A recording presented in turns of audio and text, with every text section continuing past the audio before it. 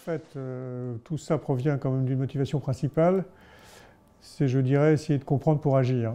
Je ne suis pas un chercheur au sens, je dirais, académique du terme. Je pratique plutôt ce qu'on pourrait appeler, dans le cadre de l'agence dans laquelle je suis un des associés, la SERA, de recherche et développement, on pourrait dire ça comme ça.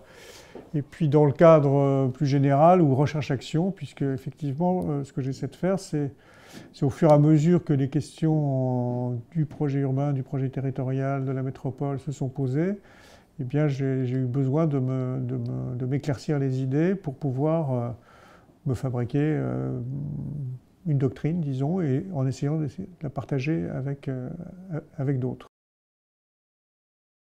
Ça m'a permis de mettre au point peut-être une façon de m'exprimer par le dessin, par des schémas, que j'ai mis au point pour un peu montrer la dynamique des choses. Il se trouve que ça permet à la fois d'être relativement pédagogique, parce que j'ai aussi évidemment une casquette d'enseignant, et je pense que ça fait partie de mon boulot d'essayer de mettre en forme les choses de façon la plus claire possible. À partir du moment où j'avais écrit, dans un premier temps avec Philippe Maderet, Projet urbain, où on a essayé de rendre très clair les méthodes du projet urbain, je dirais au sens de la fabrique du tissu urbain, tracé, voirie, découpage, espace public, règles de construction. Ce que j'ai essayé de faire à l'issue de la ville franchisée, c'est de développer, sous la forme de l'expression la ville passante, qui n'est pas, peut-être on aurait pu trouver une autre expression, une doctrine qui insiste beaucoup sur l'idée de continuité de l'espace public dans les projets urbains. Et ça, je dirais, c'est évidemment, on le retrouve dans beaucoup des projets qu'on a faits, un peu, même presque à toutes les échelles. Et donc Désirlines, il est construit de la manière suivante, c'est à la fois une sélection de dessins qui ont été mis chronologiquement selon les voyages, et puis il y a effectivement quelques petites études qui sont quelquefois des clins d'œil d'ailleurs, assez personnels. Donc c'est un livre personnel, mais qui est plutôt aussi, s'il a un engagement, c'est celui du dessin, qui est en même temps une façon de contacter, de regarder attentivement les choses. Alors il y a de temps en temps dans Désirlines un certain nombre de schémas dimensionnés qui m'ont servi peut-être pour certaines études urbaines ou projets d'architecture, mais je n'ai pas spécialement sélectionné ces dessins-là, et c'est plutôt du dessin très libre, et c'est même pas du dessin d'architecte au sens il y a beaucoup de gens, il y a des personnes, il y a des voyages, il essaie d'être le plus vivant possible. Moi j'ai un rapport avec la recherche organisée institutionnelle relativement distant. J'ai fait partie au début de ma carrière d'enseignant du laboratoire de Versailles, qui était très actif et très divers dans sa production, mais assez vite j'ai voulu pouvoir faire les choses plus vite, plus simplement, plus directement vers la publication, de peur que les recherches finissent dans des caisses que personne n'ouvre ni ne lit. Donc moi, mon idée, c'est quand même de faire des livres qui soient accessibles à un public d'étudiants et de professionnels et de profs assez ouvert. Le master Mabel dont je m'occupe, il est basé plutôt sur l'enquête, je dirais. J'essaie de privilégier, plutôt qu'une recherche très problématisée, même si c'est accompagné de cours sur des aspects métropolitains, mais c'est en fait des enquêtes très très diverses dans des sujets extrêmement variés, les ascenseurs, la nourriture, les e-drive, comme ils se sont développés, les grandes machines, et après ça m'a servi pour les deux derniers ouvrages, Paris-Babel et Mon Grand Urbaine. Donc c'est des enquêtes, et j'encourage beaucoup les étudiants à travailler très très simplement en se posant les questions de base qu'un journaliste se pose, c'est-à-dire qui, quand, où, quand, comment, et y répondre. Voilà, alors évidemment on essaie de problématiser, comme on dit dans la recherche, mais c'est surtout ramener des informations, et des informations inédites. Donc j'ai beaucoup de plaisir à ça, parce que j'apprends beaucoup de choses des enquêtes les plus réussies.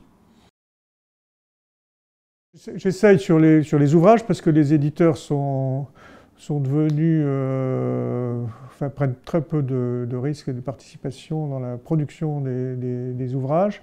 Donc j'essaye souvent de trouver des sponsors qui soient, ça dépend des sujets, qui soient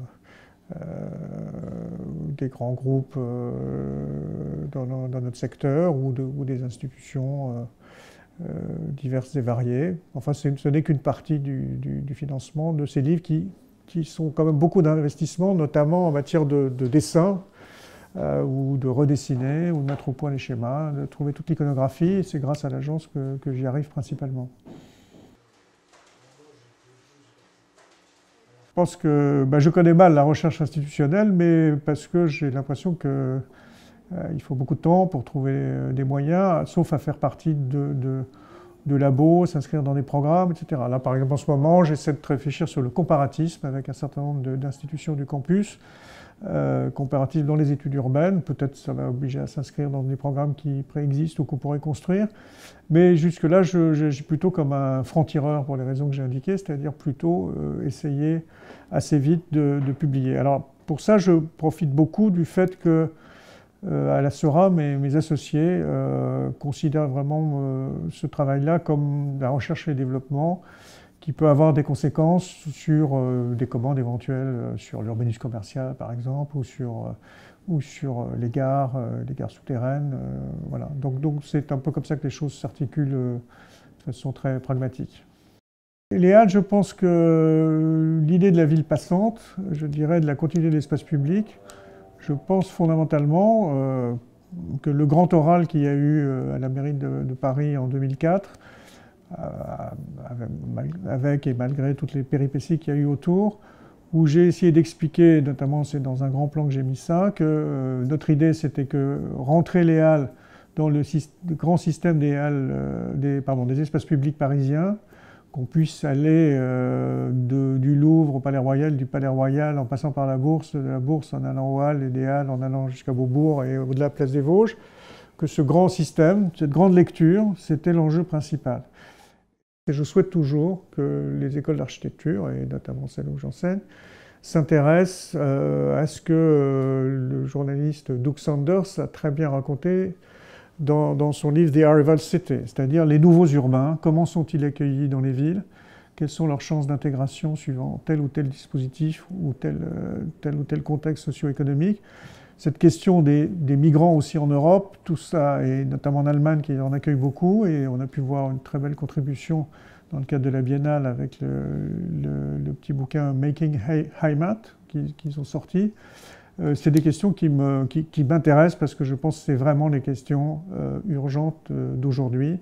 C'est comment les 25% d'urbains qui viennent seront-ils accueillis. Alors pour ça, j'essaye d'aller dans des villes où on ne va pas, où j'ai la chance d'être invité puis d'être un peu piloté. Donc le Brésil, ça fait 3 ans que j'échange avec eux. Là, je suis allé à Lagos et je pense, j'étais allé à Shenzhen, voir les villages urbains liés à la zone économique spéciale. Donc je pense réellement que c'est le sujet pour les conditions de vie des gens et les conditions urbaines des populations. Et donc ce n'est pas un sujet sur lequel j'ai la solution évidemment, ni même des sujets proprement d'architecture qu'on pourrait faire en France ou depuis la France. Mais je pense qu'il faut aller voir pour éventuellement trouver un certain nombre de pistes, mais au moins avoir plus de connaissances sur ces grands trous noirs que sont un certain nombre de ces grandes mégapoles.